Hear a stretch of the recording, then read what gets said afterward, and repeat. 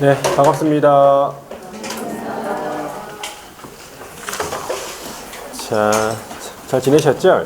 네. 공부는 좀 잘 돼가고 있습니까? 네. 무잘라고 그럽니까? 하여튼, 여러분들이 계획을 좀 이제 짜가지고, 공부를 좀 하셔야 돼. 이제 4월달부터 3, 4월달은 아주 중요한 시기이기 때문에, 시간을 좀 할애해가지고, 수업 듣는 것 이외에 공부를 좀, 하셔야 됩니다. 자, 물론 이제 1차 위주로 일단은, 하시는 분들은 1차, 1, 2차 준비하시는 분들은 1차 위주로, 공부하는 게 맞고, 2차만 준비하시는 분들은, 중개사법을 공부하는 게 맞다, 이 말이죠. 자, 오늘 그러면 사무소 설치입니까? 중개사무소 설치? 119페이지네. 예. 자, 최대한 수업 시간에 우리 과목은 끝낼 수 있도록 합니다. 119페이지에 중개사무소 설치 제3절 적어볼게요. 주제가 4가지입니다. 4가지. 주제는 4가지.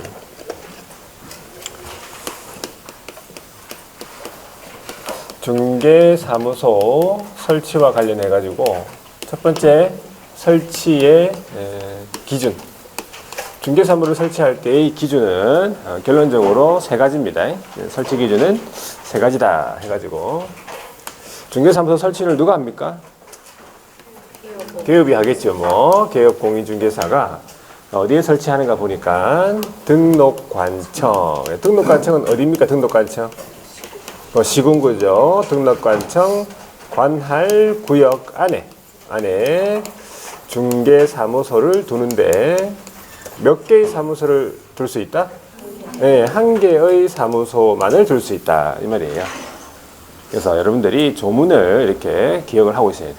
조문 그대로를 될 수 있는 한. 자, 1개의 사무소만을 둘 수 있단 말은 이중사무소는 안 된다 이 말이에요. 돈이 막 많다고 해가지고 여기저기에 막 사무소를 많이 설치할 수는 없는 거예요. 그러면 법인 같은 경우에 법인의 주된 사무소도 1개입니까? 법인의 주된 사무소도 1개? 1개? 1개예요. 법인도 주된 사무소는 1개예요. 그 말이에요. 1개, 법인도 주된 사무소는 1개입니다. 자, 그 다음에 두 번째 기준이 뭐냐 하면 천막 그 밖에 이동이 용이한 임시중개시설물이라고. 자, 임시중개시설물 예전에 떴다방 이런 거 있잖아요. 그죠? 예. 그런 거는 설치하면 안 되겠다 이 말이에요. 파라솔, 천막 같은 거 임시중개시설물.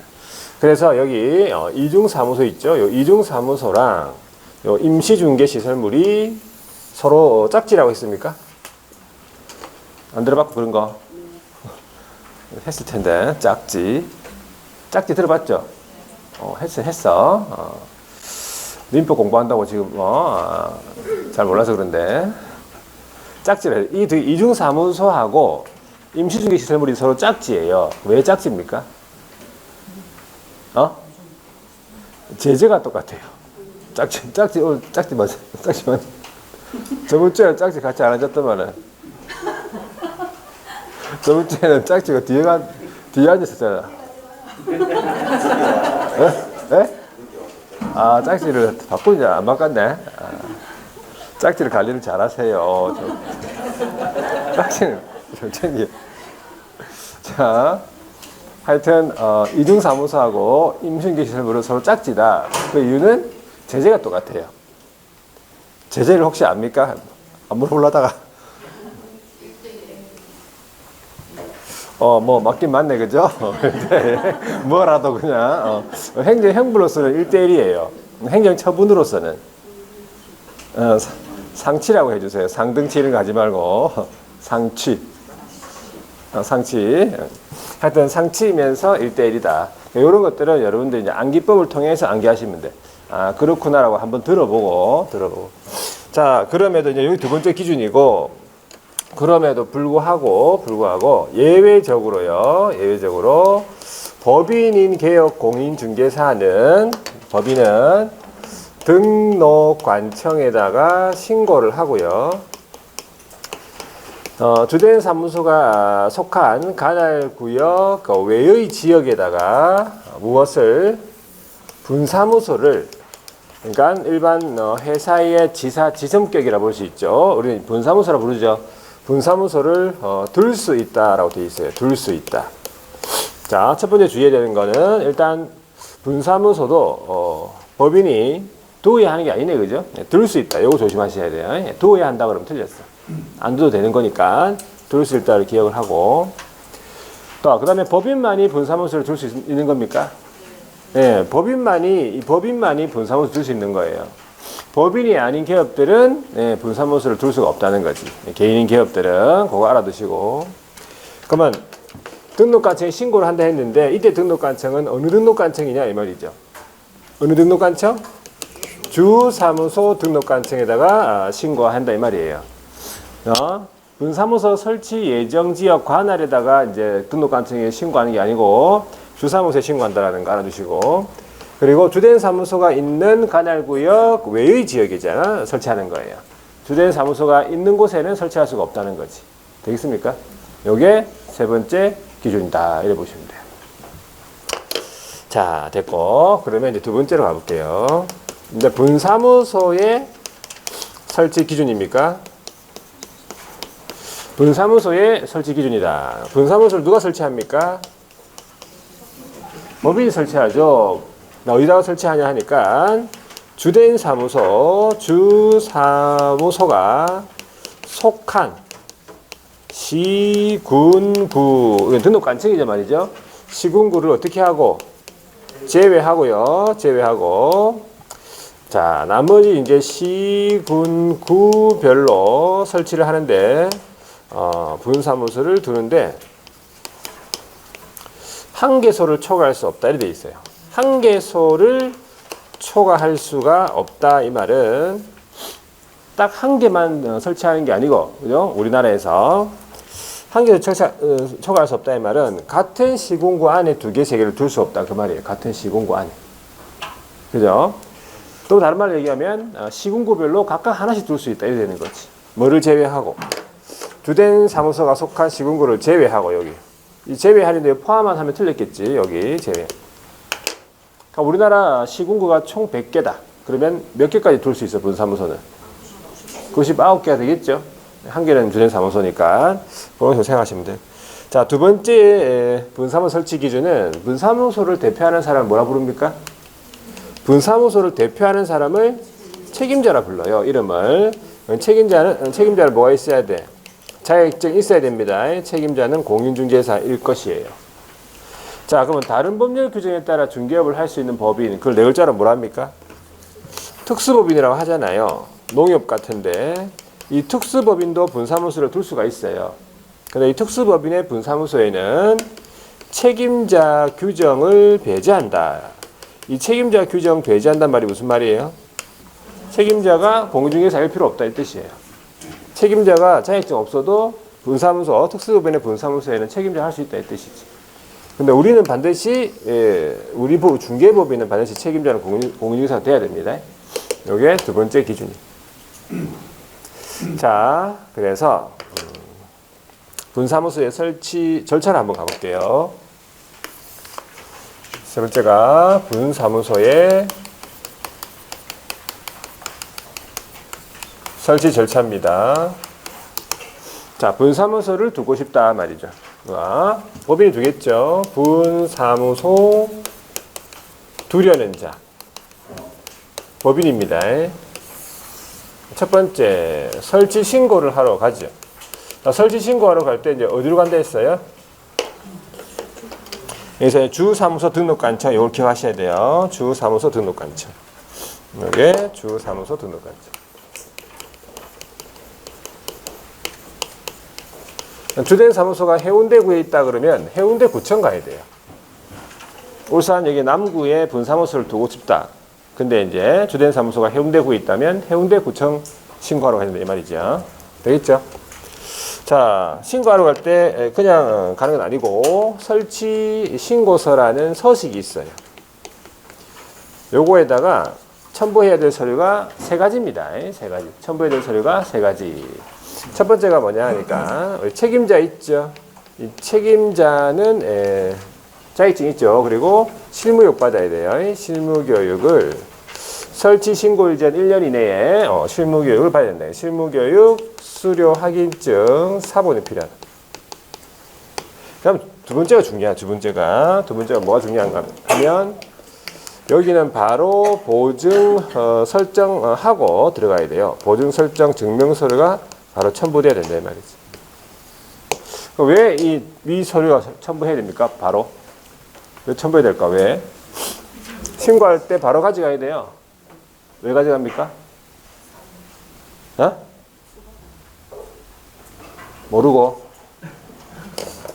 모르는 건 몰라 물어보는 거예요. 모르는 것만. 자, 이 보증 설정 증명서를 가져가는 이유는 일단 법인이 등록이 돼 있어서 그래요. 법인인 기업은 등록돼 있습니까? 법인인 기업이 등록돼 있기 때문에 분사무소 설치는 바로 요거 보증 설정 증명서를 가져갑니다. 우리가 중개사무소 계좌를 등록할 때 보증 설정 신고는 언제 했습니까? 그렇죠. 7일 이내에 서면 통지받고 했단 말이에요. 통지를 받았다는 얘기는 개업이 됐다는 얘기죠. 그러니까 등록이 되고 난 다음에 보증설정 신고를 한 거예요. 처음부터 안 들어갔었죠. 중개사무소 계좌를 등록할 때. 여기는 법인이 등록되어 있기 때문에 바로 분사무소 설치 신고할 때는 바로 들어갑니다. 차이점을 기억하시고. 그 다음에는 세 번째가 뭐가 필요하겠어요? 사무소를 확보했을 거 아니에요. 사무소 확보 서류. 자, 사무소 확보 서류 나올 때 항상 따라 나온 거 있잖아. 건축물장 기재가 지연된다면 기재가 지연이 되고 있는 그 지연 사유서 함께 내야 된다라고 했어. 되겠죠? 네. 자, 첨부할 필요 없는 거 기억납니까? 첨부 X. 여기다 적어볼게요. 첨부 X. 첨부할 필요 없다. 첫 번째, 자격증. 자격증 그러면 어떻게 하지? 첨부 안 하고. 확인. 그거밖에 모르겠네. 확인. 다행이다. 그거까지 알아서 다 확인. 자, 등록관청이요. 자격증을 발급한 시도지사에게 자격 확인 요청한다. 이렇게 깔끔하게 대답해 주세요. 두 번째. 법인의 등기사항 증명서 하고요. 세 번째는 건축물 대장 같은 거. 요거 했죠. 요거는 첨부 안 합니다. 자, 적합하다라고 판단을 했다. 그러면 등록관청에서 어떻게 조치를 취하느냐. 두 번째가 설치 신고 확인서 있죠. 요거 바로 교부해 줍니다. 통지 이런 거 안 합니다. 설치 신고 확인서 바로 교부를 하고 플러스 하고 그 다음에 지체 없이 뭐 합니까? 분사무소 설치 예정 지역 관할에다가 통보해요. 자, 해운대구청이 누구한테? 남구청장한테 통과한다고. 네? 여기 설치한다 했잖아요. 네?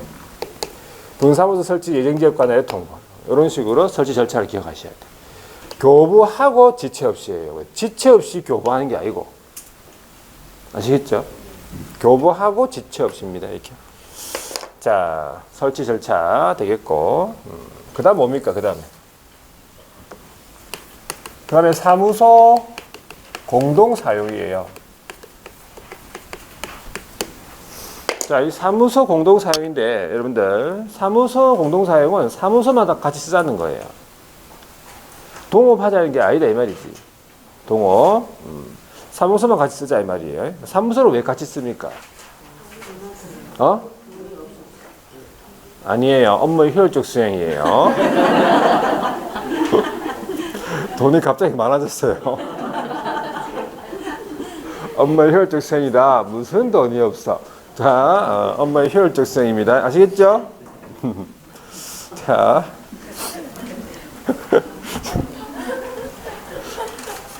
사무소 공동사용은 사무소만 다 같이 쓰자는 거예요. 자, 우리가 예전에 뭐 여러분들 이제 해본 경험도 있으신 분도 있겠지만은 동업 있잖아요. 동업. 항상 이 말씀드리는데 조심해라고 해요. 동업은 그거 하는 거예요, 안 하는 거예요. 동업은 하는 게 아니에요. 원래 해보신 분은 아실 거예요. 동업이라고 하는 것은 뭐 자본도 투자하고 그죠, 같이 일도 같이 하고 이익도 같이 분배받고 그런 식으로 이제 하는 건데 동업이요. 동업은 잘 돼도 문제고 안 돼도 문제다. 잘 되면 뭐가 문제겠어요? 잘 되면요, 막 돈이 너무 잘 벌리잖아요. 그럼 그거 다 내가 다 갖고 싶어요. 사람 마음이. 내 혼자 해가지고 내 혼자 다 먹으려고. 그리고 욕심이 생긴다니까. 그래가지고 막, 싸우고 막 그래요.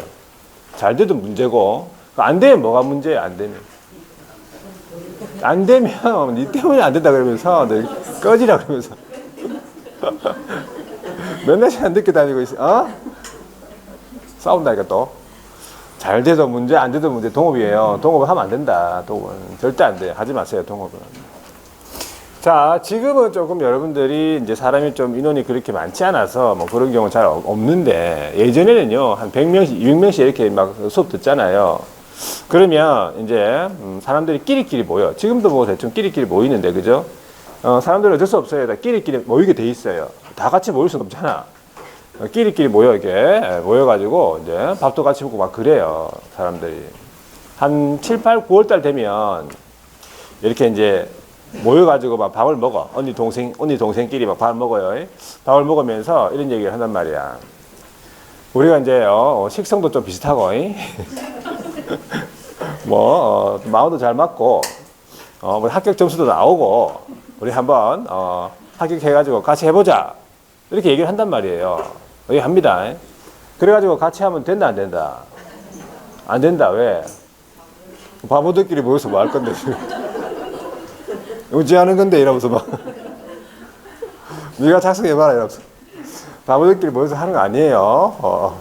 하고 싶으면 일단은, 한 소속 공인중개사 있죠. 한 명, 일단 모셔와가지고 1년 정도 같이 하고, 그 다음에 이제 하는 것도 괜찮고, 안 그러면 그냥 혼자서 하세요. 혼자서 그냥. 같이 하려 하지 말고, 혼자서 한번 해보세요. 혼자서 하면은, 더 빨리 늡니다. 더 빨리. 더 빨리 늘고, 막 그래. 그러니까는, 그래서 이제 뭐 혼자 하면 또 이런 사람 있잖아. 뭐, 어린이 또 올까봐.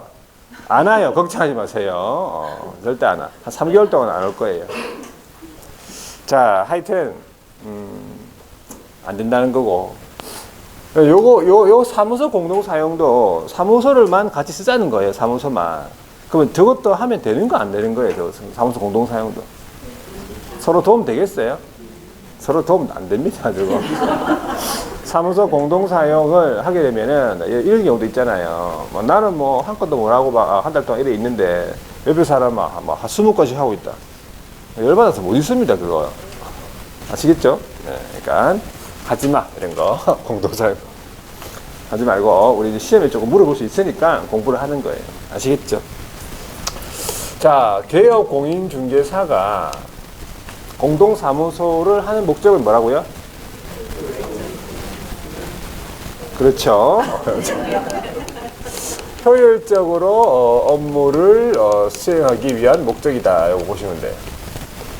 어떤 경우에 공동사무소를 하게 하는 사유 첫 번째가 이제 개설 등록할 때예요. 등록을 이제 할 때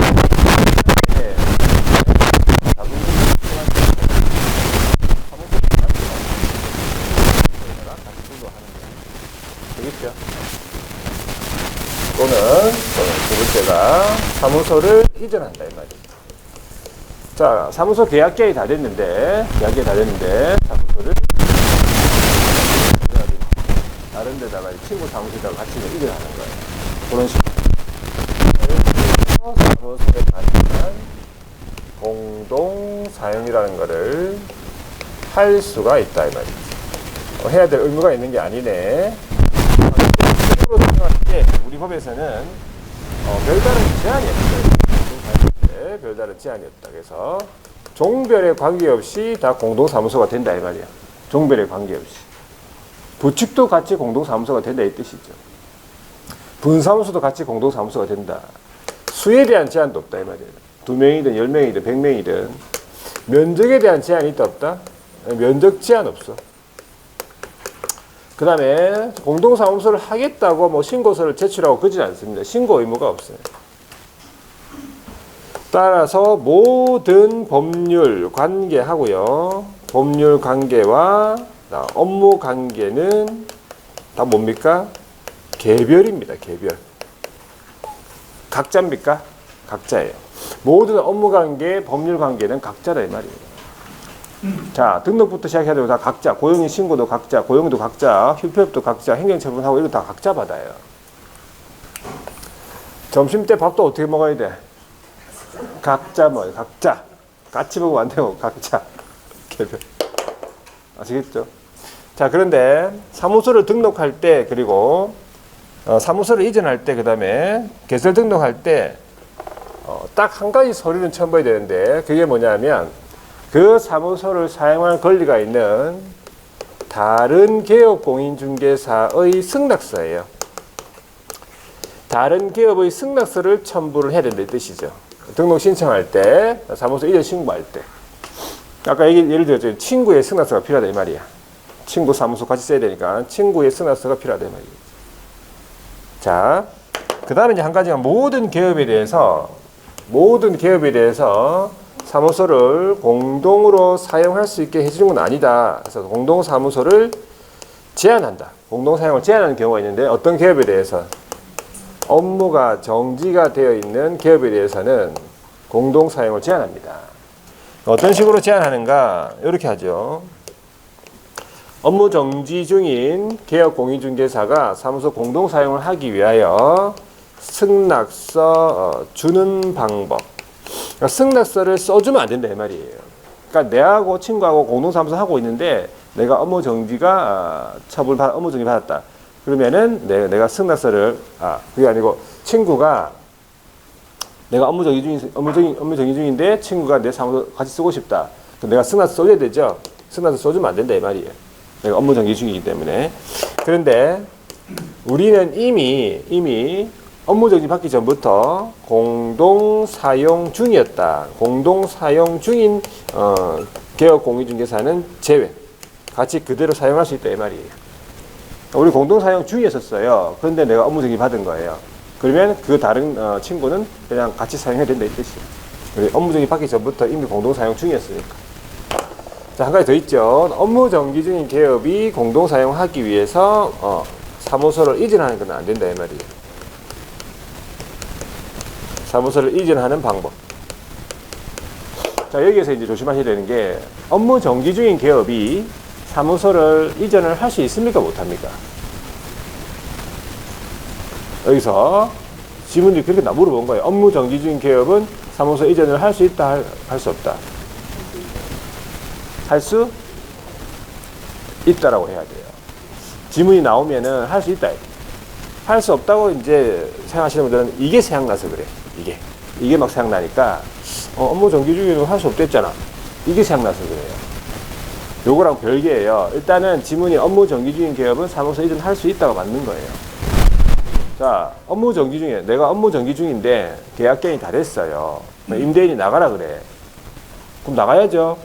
나가서 사무소 이전을 못하게 한다면 어디로 가야 돼? 집으로 가야 돼요. 집에다가 할 수는 없잖아. 무슨 어린이집도 아니고. 그러니까 업무 정지 중이라도 사무소 이전 할 수 있어요. 이전을 하게 해놔야죠. 이전을 할 수 있도록 해줘야죠. 다만 업무 정지 중인 개업이 공동 사용하는 방법으로 사무소를 이전하는 건 안 된다 이 말이에요. 내 혼자 구해서 가라고. 내 혼자 단독으로. 업무 정지 중인 개업은 내 혼자 단독으로 구해서 가야 돼요. 공동 사무소는 안 됩니다. 되겠죠? 자, 그러면 휴업 중에 있는 개업 공인중개사 사무소 이전 됩니까? 휴업 중에 있는 개업 공인중개사 사무소 이전 되냐고? 안 된다고? 아니, 휴업인데, 휴업 기간 중인데, 이 계약 기간 다 됐다고. 임대인도 나가라 그래. 그럼 나가야죠. 그러면 뭐 이전 못하게 하면 어디 갈 건데 또? 돈 집에 갈 거예요? 이전할 수 있게 해줘야죠. 업무 정지도 이전 되는데 그러면 뭐 휴업 이전 안 되겠어요? 자, 근데 휴업 중인 개업이 사무소 공동 사용하는 방법으로 사무소 이전 되겠습니까? 휴업 중인 개업이 사무소 공동 사용하는 방법으로 이전이 되겠습니까? 됩니다. 휴업이 뭡니까? 그러면 뭐 쉬는 건지 모릅니까, 휴업이 지금? 그걸 물어보겠어요, 설마 내가? 휴업이 뭐 쉬는 거지, 그러면 휴업이 뭐. 그걸 물어보진 않을까요? 휴업은 쉬죠. 그걸 물어보는 게 아니고, 휴업은 잘못이 아니다, 이 말이에요. 휴업이 잘못이에요. 업무정지는 잘못이에요. 업무정지는 그거는 위반했잖아. 그건 잘못이죠, 일단은. 그거는 공동사무소 이런 거 안 되고, 휴업은 잘못이 아니다라고 해야 돼요. 휴업은 잘못 아니잖아요. 아시겠죠? 휴업은 쉬는 게 아니고, 자, 똑같네, 대답이. 뭐 어느 학원이나 똑같다? 여기저기나 뭐 사람 사는 게 다 똑같지, 그죠? 사람 사는 게.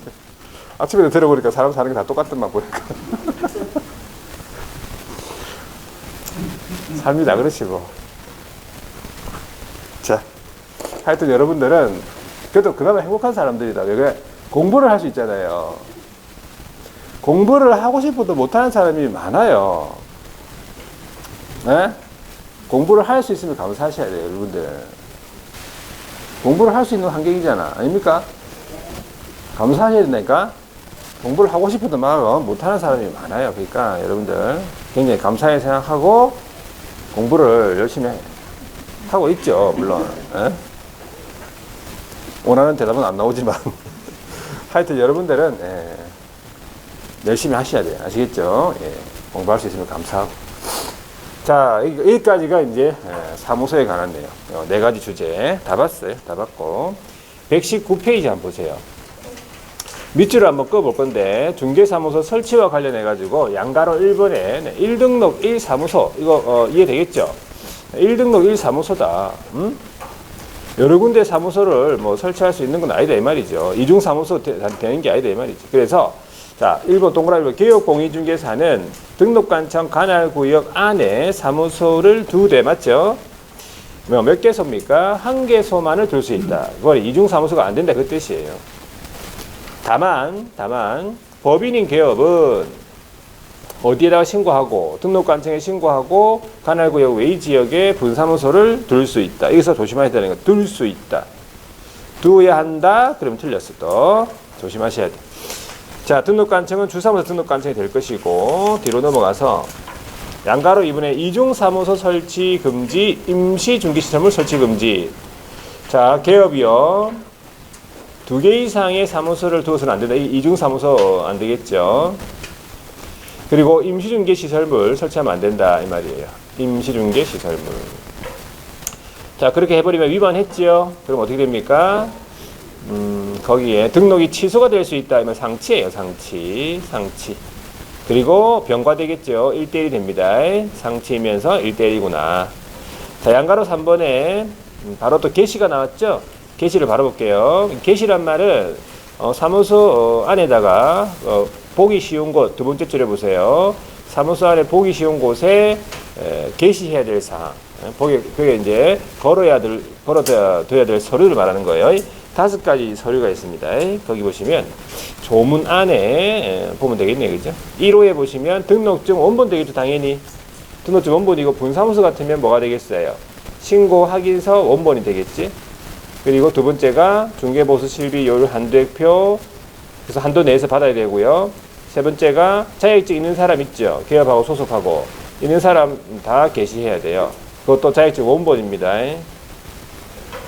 자, 보증설정 증명서류, 공제증서 같은 거 있죠. 보증보험증서 같은 거 있죠. 공탁증서 같은 거 게시해야 되고, 마지막에 요 조심하셔야 돼. 부가가치세법 시행령에 따른 사업자 등록증도 우리 법에서 게시할 의무예요. 5가지입니다. 5가지. 요 5가지 게시를 하고, 그러면 액자가 5개 있겠네. 액자가 5개 있죠. 그러면 나머지 좀 빈 벽에다가 여러분들이 보유하고 있는 각종 회원권 있죠. 기본적으로 회원권, 자격증 게시해야 됩니까? 네, 게시된다 이 말이지. 여러분들 기본적으로 회원권들 보면은 골프 회원권 있죠. 네, 골프 회원권 있어 기본적으로. 그거 게시해야 되지. 그 다음에 요트 회원권 있죠. 요트 회원권 있죠. 아직 요트 없죠. 아직 요트는 없다. 요트 회원권만 있다. 승마 회원권도 있죠. 승마 말 말 없죠? 빨리 이래가지고 말 사야 되겠네. 그럼 종합체육시설 회원권도 들어봤죠? 그런 거. 그 다음에 콘도미디엄 회원권 들어봤죠? 이런 회원권은 어디서 나옵니까? 세법에서 들어봤습니까? 세법에서. 이런 회원권들 취득세 과세 대상이에요. 맞죠? 기억하고 일단은. 그 다음에 게시를 안 했다. 게시를 만약에 이 게시할 사항을 게시 안 했다 그러면 위반했죠. 거기 보면 100만 원 이하의 과태료가 돼 있어요. 구체적으로 얼마입니까? 100만 이하 중에서 30이에요. 암기법이 이개 손자반 할 때 개, 이개 손자반 할 때 그 개. 자, 명칭을 보세요. 양가로 4번에. 우리 명칭은 제재하고 좀 같이 물어보는 편이라서 기억하고 있어야 돼요. 사무소 명칭.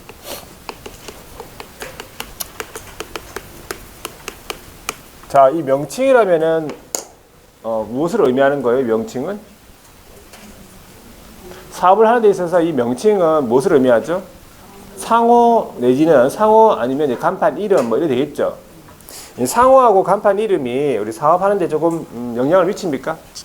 안 미칠 수는 없는 거죠. 그래서 좀 쉬운 이름, 한번 딱 들었을 때 좀 쉬운 이름을 정하는 게 좋다 이 말이지. 그런 이름들을 한번 생각해 본 적 있습니까? 아니죠. 생각할 단계가 아니라는 거예요, 아직. 생각하지 마. 합격하고 난 이후에 생각해도 충분해요. 아시겠죠? 네. 그래서 첫 번째가 사무소 명칭에 반드시 써야 되는 문자가 있어요. 두 개 중에 한 가지인데 공인중개사 사무소 연결된 단어로서 여기 들어가든지 아니면 부동산 중개가 들어가야 돼요. 대박 공인중개사 사무소 많죠? 많이 있겠죠? 왕대박이 있겠죠? 왕대박. 그 다음에 행복 이런 거 부동산 중개 이런 것도 있어요. 천사 부동산 중개 영어로 엔젤. 자, 엔젤 부동산 중개 들어가면 누구 있어요? 짐승들 있어요. 자, 하여튼 이런 이름들. 우리 건영 아파트인데 건영 공인중개사 사무소 그 옆에 건영짱 공인중개사 사무소 이렇게 있어요. 건영짱이 더 눈에 잘 띄더라 보니까 빨간색으로 해가지고 색깔도 좀 중요하겠죠, 그죠? 네, 하여튼 그런 것들은 지금 생각할 단계가 아니다 이 말이지. 자, 추천드리는 이름 항상 있다고 했죠. 네, 여기로 쑥 들어오라고 쑥 들어오라고 쑥 공인중개사 사무소 하는 거 괜찮아요. 쑥 들어오라고 쑥 공인중개사 사무소. 자, 이런 문자를 당연히 기업이 사용해야 돼요. 기업이요. 사용 안 했다. 기업이 사용 안 했다. 자, 법인도 이런 문자를 사용해야 됩니까? 법인인 기업도 이 문자 들어가야 됩니까? 들어가야 돼요. 이 문자 들어가면서 뭐 주식 계산이 한 명 계산이 이런 게 들어가야 되겠지. 근데 이걸 안 썼다 그러면 이거는 명칭 관련 과태료예요. 명칭 관련 과태료로서 이것도 100만 이하 중에서 50만 원짜리예요. 명칭 관련 다 100만 이하 중에서 50만 원이에요. 되겠죠? 그런데 계급이 부칙 같은 경우에는 둘 중에 하나 못 쓰죠. 부칙이 이걸 못 쓴다 이 말이에요. 공인중개사 사무소. 부칙이 공인중개사 사무소를 써도 얼마예요? 50만 원이에요. 명칭 관련 50만 원. 암기법이 부칙, 명, 등반표 할 때 부칙. 그다음에 명, 거기 들어가는 거거든요. 근데 계급이 아닌 사람이 이런 문자를 썼다. 그러면 그건 과태료가 아닙니다. 계급이 아닌 사람이 이걸 썼다는 거는 무슨 말이에요? 사칭. 그거는 사칭인 거예요. 사칭에 들어가는 거지. 유사명칭에 들어가요. 유사명칭은 과태료가 아니고 1대1이에요. 임경유 할 때 그 유사명칭. 되겠죠? 이런 제재들을 좀 같이 기억합니다. 자, 두 번째. 5개 광고물이라고 뭐예요? 5개 광고물은? 5개 광고물이 뭐예요? 간판이에요. 가로 간판, 세로 간판, 돌출 간판, 옥상 간판이 간판이에요. 5개의 광고물을 설치할 의무를 부담하지 않는다. 이런 말이에요. 그렇죠? 5개의 광고물 설치 의무는 없다는 거지. 그런데 5개의 광고물 간판을 설치했다면 의무가 발생이 돼요. 첫 번째가 등록증에 표기가 된 누구의 성명? 공인중개사의 성명을 표기하래. 등록증에 표기된 기업의 성명 표기하래요. 자, 그러면 법인은 누구 성명 되겠어요? 법인은 대표자 성명이겠죠. 법인의 주된 사무소 간판에는 대표자 성명이에요. 분사무소의 간판에 대해서는 책임자 성명이라는 거지. 이걸 구분하셔야 돼요. 크기는 정해져 있습니까? 크기 정해져 있다. 어떤 크기? 인식할 수 있는 정도의 크기다 이 말이지. 인식할 수 있는 정도의 크기예요. 크기가 없는 게 아니라고. 숫자는 없지만 인식할 수 있는 정도의 크기로 정해져 있어요. 자, 전화번호 표기 의무 있습니까? 전화번호 표기 의무 없어요. 됐죠? 성명 표기를 안 했다. 그러면 50만 원이에요. 거짓 표기했다. 그것도 50만 원이에요. 전부 다 50만 원이죠. 전부 50만 원이에요, 여기. 자, 어떤 식으로 표기합니까? 성명 표기를 했습니까, 이거? 이런 식으로 보통 하죠. 소장, 아니면 대표라고 하겠죠. 그 다음에 이름이 들어갑니다. 김말려. 김말려 안 계시죠? 보통 안 계시지, 김말려. 김말려는 그냥 이름이 아니고, 제가 아는 사람, 김말려는 우리 고등학교 때 여자 체육 선생님, 성함, 김말려. 무서웠어요, 상당히. 기억하고 있어요, 아직까지. 얼굴도 기억난다. 지금은 연세가 좀 됐겠죠, 아무래도. 하여튼 이런 식으로 적습니다. 대표 김말려, 소장 김말려. 이 정도면 기억하겠죠? 성명 표기하라고. 김말려. 자, 전화번호 표기 의무는 없다 이 말이죠. 전화번호 표기 안 했다고 해가지고 50만 원 아닙니다. 없어. 성명 표기 안 하면 50만 원이에요. 자, 그러면 요렇게 됩니까? 여러분들 간판에 요렇게 앞에다가 여러분들 이렇게 사진을 넣어도 됩니까? 사진 넣어도 되겠습니까? 자신 있으면 한번 넣어보세요. 괜히 막 이래 쓱 들으려다가 이렇게 썩 나갈 수가 있어요. 들으려고 했는데 이렇게 딱 보니까 이 집이 아니네요. 내가 찾는 집이 아니야. 이 집은 내가 원하는 집이 아니다. 옆집으로 가자 이러면서 갈 수 있어요. 잘 보고 붙이셔야 돼요. 여기는 보니까 뭐 대체적으로 이렇게 딱 보니까 그냥 원본 그대로 붙여도 되겠네. 원판 그대로 일부 제외하고. 자, 어디다가 사진 한번 붙여보겠어요. 그죠? 간판에 한번 붙여보세요. 사진.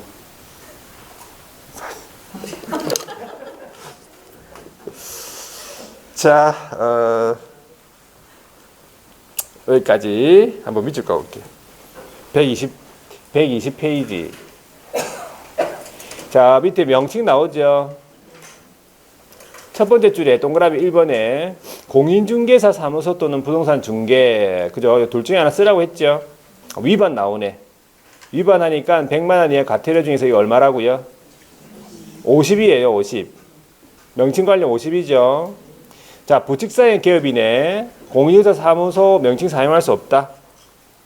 이거 사용했다면 어떻게 돼요? 이것도 50이라고 하죠. 100만 원 이하 중에서 50이에요. 자, 오른쪽에 넘어가 동그라미 2번. 계급이 아닌 사람이 공인중개사 사무소 부동산 중개 이와 유사한 명칭이네. 이건 아닌 사람이 쓴 거죠. 이건 사칭입니까? 이건 사칭에 들어가기 때문에 과태료 아니에요. 1대1입니다. 그 다음에 동그라미 3번이네. 또 위에 1번, 2번 위반했네. 이 말은 문자를 사용 안 했고, 그렇죠. 뭐 부칙도 이런 문자를 썼고 뭐 이런 거네, 그죠? 그 다음에 뭐 개업이 아닌 사람이 이런 문자를 썼고 뭐 그런 내용이잖아요. 맞죠? 자, 그런 경우에는 간판을 철거하라고 명령을 내립니다. 등록관청에서. 그러면 간판을 철거하든지 아니면 뭘 조치를 취해야 될 거 아니야. 근데 이행하지 아니한다. 그러면 어떻게 한다고? 행정대집행법에 따른 대집행이에요. 이것도 시험에 물어봤다. 뭐라고 물어봤냐니까 민사집행법 이런 물어봤어요. 틀린 지문으로. 그런 거 하나하나 다 물어봅니다. 자, 그 다음에 성명 표기 의무 있죠. 간판 실명제라고 되어 있는데, 동그라미 1번 두 번째 줄에 보세요. 5개 광고물 설치하는 경우 이 말인데, 자, 5개 광고물을 설치할 의무가 없다라는 거 알아두시고, 그러니까 5개 광고물을 설치하는 경우에는 하고 되어 있잖아요. 그 밑에 줄에요. 등록증에 표기된 개업의 성명을 표기하려잖아. 그 크기가 정해져 있네. 그 밑에 줄에. 인식할 수 있는 정도의 크기라고요. 그 옆에 가니까 위반돼 있죠.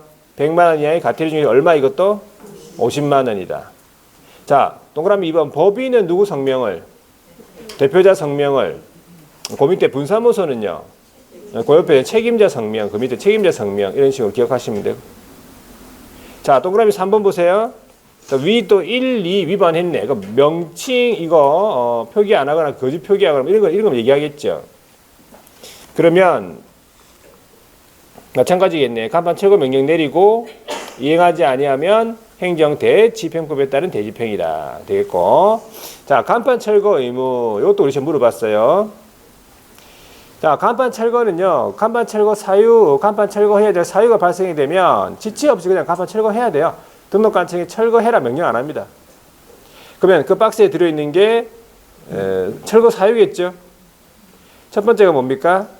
사무소를 이전했다. 뭐 이전했으면 그 전에 거는 철거해 시켜야 되겠죠.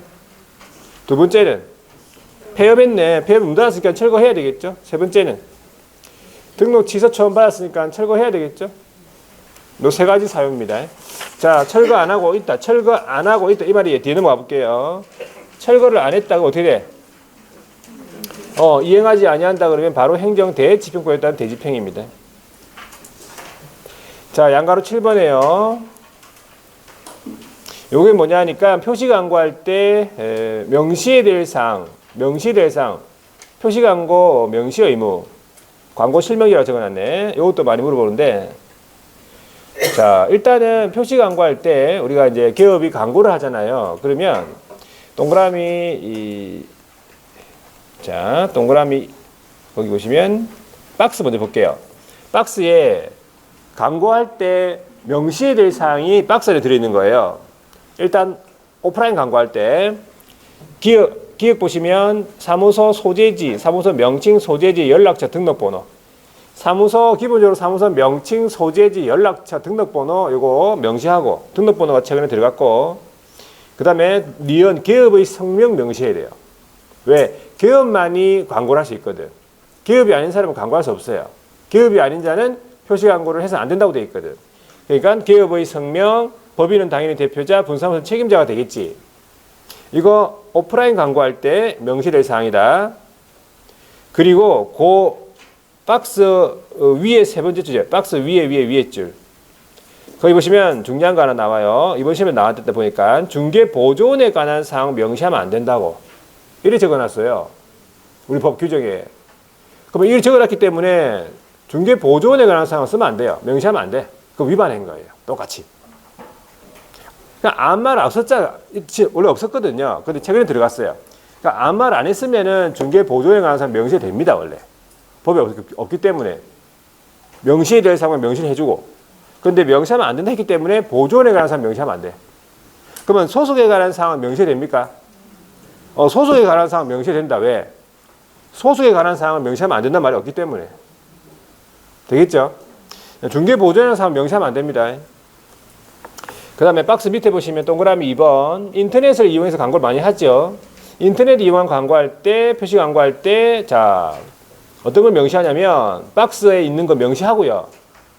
박스에 있는 거 사항 다 명시하고, 요것 외에 대통령령으로 정하는 소재지 면적 가격 등 중개상법에 따라서, 토건 입광공에 따라서 기본적으로 소재지 면적 가격 교래 형태 이런 것들을 명시해요. 그 외에도 몇 가지 더 있어요. 자, 그래가지고 이런 것들을 광고할 때 명시 의무를 위반했죠. 오프라인 광고할 때 그 다음에 여기 인터넷 광고할 때 다 명시 의무 위반했죠. 그러면 이거 100만 원 이하의 과태 중에서 이거 얼마일까? 이거 50만 원이에요. 이거 50만 원짜리예요. 부칙, 명, 등반, 표 할 때 그 표시 광고 표 할 때 50만 원. 자, 그러면 구체적으로 지금 건축물에 대해서만 좀 나와 있네. 보세요. 소재지. 아까 이게 소재지 면적 가격 건물의 종류, 중개사물 종류, 거래 형태. 요 보통 요게 이제 기본으로 나와 있고, 건축물 같은 경우에는 여기에다가 거기 총층수, 그다음에 사용 승인, 사용 검사, 준공 검사 받은 날, 그 외에 건물 방향, 방의 개수, 욕실수, 입주 가능일, 주차 대수, 관리비 이런 것들을 다 명시하래. 인터넷 광고할 때는. 되겠습니까? 요거를 그냥 한 번씩 쭉 읽어보시면 돼. 요거 그냥 애우려고 하지 말고 한번 읽어보면 다 애워지니까 뭐. 그렇죠?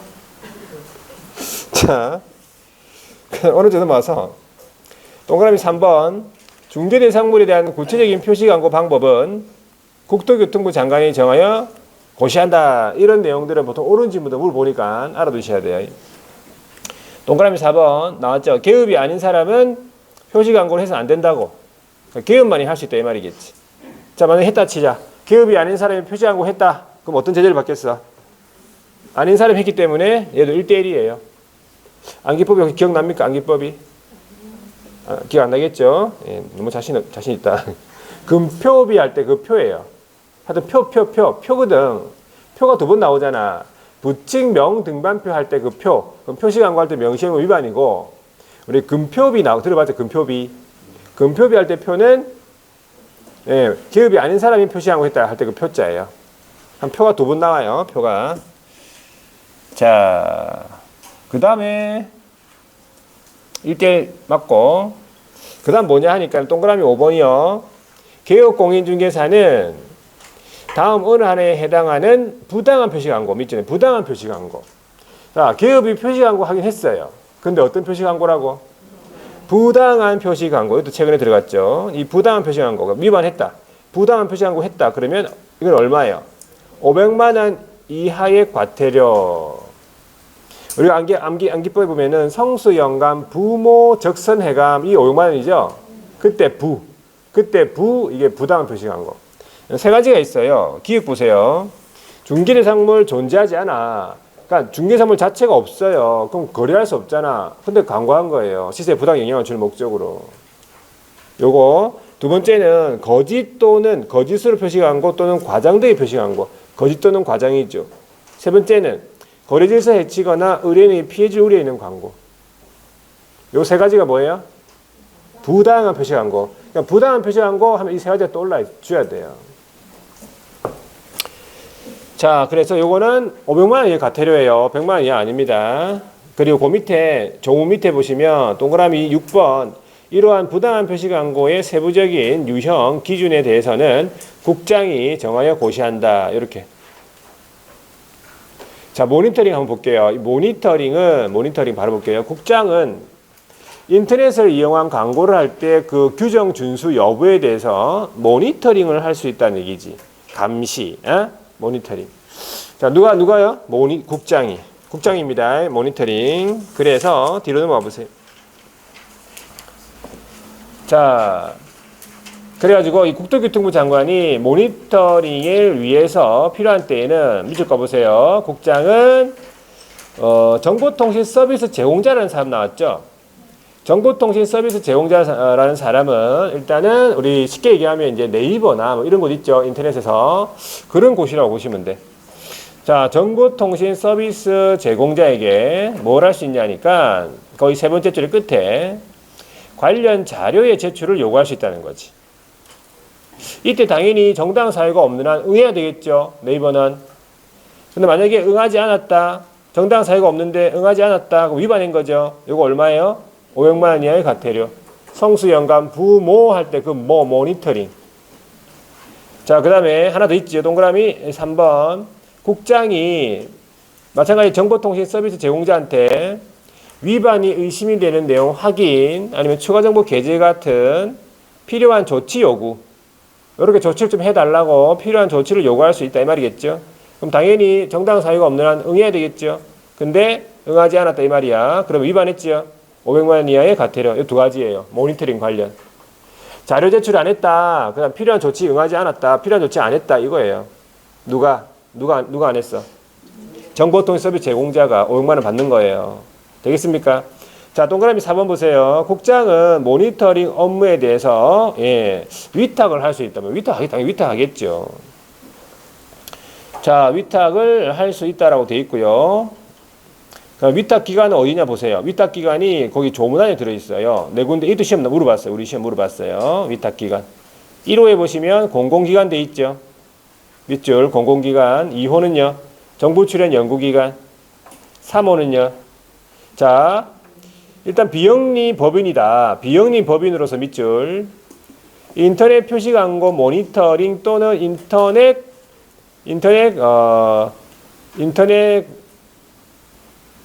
광고 시장 감시 관련 업무 수행. 자, 인터넷 광고 시장 감시 관련 업무 수행. 요거야. 수행하는 앞에 비영리 법인. 그러니까 비영리 법인인데 인터넷 표시 광고 모니터링 또는 인터넷 광고 시장 감시 관련 업무 수행하는 비영리 법인이다. 이렇게 되는 거지. 마지막에 네 번째 4호가 첫 번째 줄 끝에는 전문 인력과 전담 조직 갖췄다고 국장이 인정하는 기관 단체. 조직 갖춘 거죠. 조직 인력하고 조직하고 갖춘 기관 단체다. 이래 보시면 돼. 이런 네 군데가 위탁 기관 받을 수 있는 기관이다 보시면 되고. 자, 그런 다음에 이제 동그라미 5번에 보시면요. 국장이 위탁 업무 수행에 필요한 예산을 지원할 수 위탁 기관한테 예산을 지원할 수 있다. 이렇게 보시면 돼요. 그리고 오른쪽에 넘어가면 이 모니터링의 구체적인 내용, 그다음에 방법, 절차 등에 관한 사항 국토교통부령으로 정한다 해가지고 모니터링이 이 두 가지 모니터링이 있어요. 모니터링이요. 기본 모니터링이라는 게 있고 그다음에 수시 모니터링 있잖아요. 그러면 거기에 1호에 보세요. 1호 기본 모니터링은 어떤 주기로 실시하는가 하니까 기본 계획서가 있어요. 기본 계획서에 따라서 분기별로 실시한다라는 거지. 기본 계획서에 따라서 분기별로 실시한다. 이것이 문제 물어봤어요. 6개월마다 실시한다. 틀렸잖아. 분기별이면은 3개월이잖아. 그죠? 4, 4분기니까 분기별로 실시한다가 맞는 거예요. 6개월마다 실시한다가 틀렸어. 기본 계획서에 따라서 분기별로 실시한다. 이 기본 모니터링이요. 그 다음에 수시 모니터링 같은 경우에는 수시로 실시하겠지. 국장이 위반이 의심이 된다 그러면 국장이 판단해가지고 수시로 실시한다고 보시면 돼요. 그 다음에 2항에 보면요. 2항의 세 번째 줄인데, 계획서라는 거를 국장한테 제출해야 된다. 이 뜻이에요. 계획서를 모니터링에 하기 전에 계획서를 국장한테 제출해야 된다. 그러면 첫 번째 1호의 기본 모니터링 같은 경우에는, 자, 다음 연도 모니터링 기본 계획서라잖아요. 다음 연도 모니터링 기본 계획서. 그걸 언제까지 제출하래? 매년 12월 31일까지. 그러니까 다음 연도 거 모니터링 기본 계획서를 올해 12월 31일까지 제출하래요. 이게 기본 모니터링. 무슨 말인지 아시겠죠? 그 다음에 수시 모니터링은 수시로 업무를 할 때만 제출하겠죠. 모니터링 할 때만 제출하겠죠. 수시 모니터링은 그래서 계획서를 그냥 제출한다고 되어 있잖아. 자, 그 다음에 3항을 보시면요.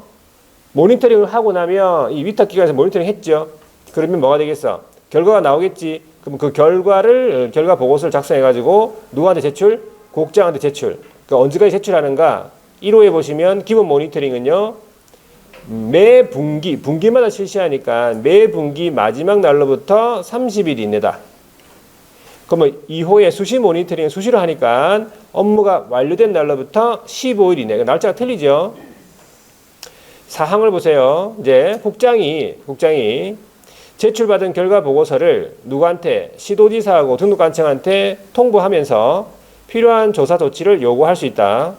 그러면 5항에 보시면 시도지사하고 등록관청이 필요한 조사 조치 요구 받았죠. 그러면 신속하게 조사 조치 완료하고 그 완료일로부터 며칠? 10일 돼 있잖아요. 날짜가 틀리죠. 10일 이내에 그 결과를 국장한테 통보. 날짜가 다 틀려요. 지금 30일, 15일, 10일. 틀리다는 걸 알 수 있겠죠. 자, 그 다음에 6항입니까? 자, 여기 규정된 것 외에는 모니터링 기준이나 절차 이런 것들 세부적인 사항에 대해서는 국장이 정하여 고시한다 돼 있어요. 이렇게. 거의 다 들어 있어요. 이 정도만 하시면 돼요. 해서 기본 모니터링하고 기본 모니터링, 수시 모니터링 비교해가지고 하셔야 돼. 실시 언제 하는지, 계획서는 언제까지 제출하는지, 그 다음에 결과 보고서 언제까지 보고하는지, 통보하는지 이거. 됐고요.